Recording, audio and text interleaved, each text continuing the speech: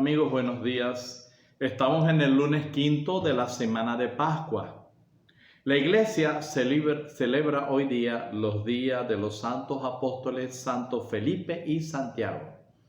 No Santiago, el hermano de Juan, sino el otro de los Santiagos que aparece en la lista de los 12 apóstoles de Jesús. La primera lectura de hoy está tomada de la primera carta a los Corintios, capítulo 15, versos 1 al 8.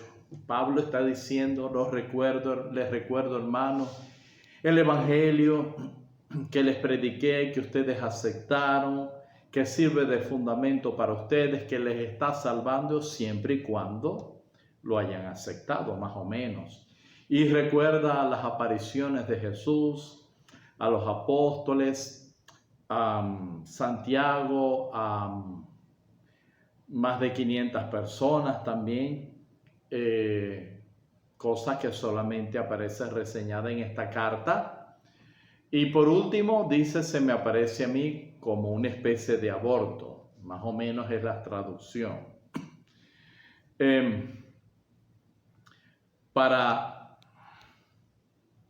San Pablo, el tema de la pasión, muerte y resurrección de Cristo es uno de los temas o enseñanzas fundamentales en los escritos de San Pablo. Es lo que se llama la paradosis. Es también lo que nosotros conocemos como el querigma, la pasión, muerte y resurrección de Cristo.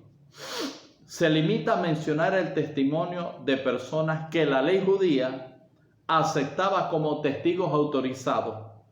Por eso no se menciona para nada el testimonio que ofrecen las mujeres a quienes se les apareció por primera vez Jesús. Las omite acá porque, bueno, así son las leyes, ¿no? Sin embargo, para Dios es otra cosa.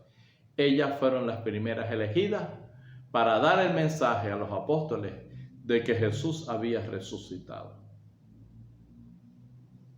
Y cuando habla de sí mismo, porque después que habla de esta lista larga, los apóstoles, Santiago, a más de 500 hermanos, en fin, habla de sí mismo que se le apareció Cristo resucitado a él, a Pablo.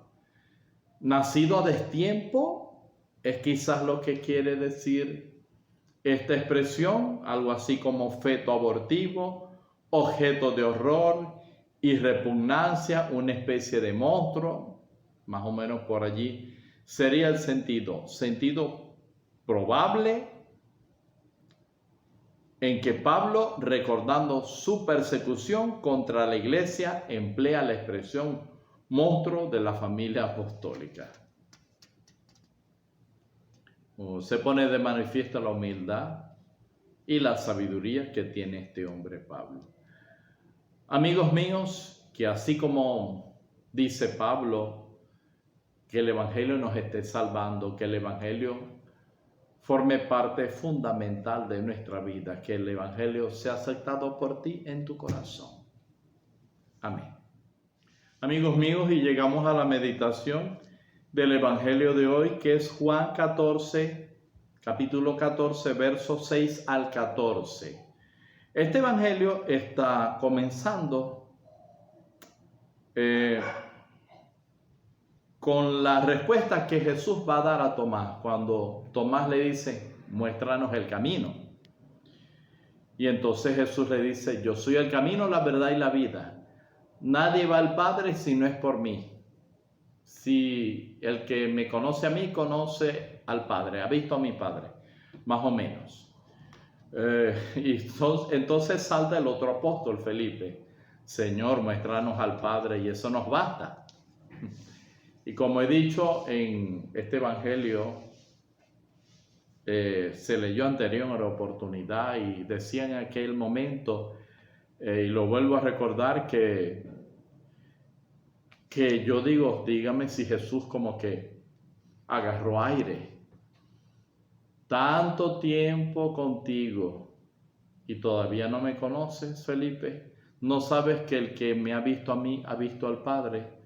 Porque entonces dice, muéstranos al Padre.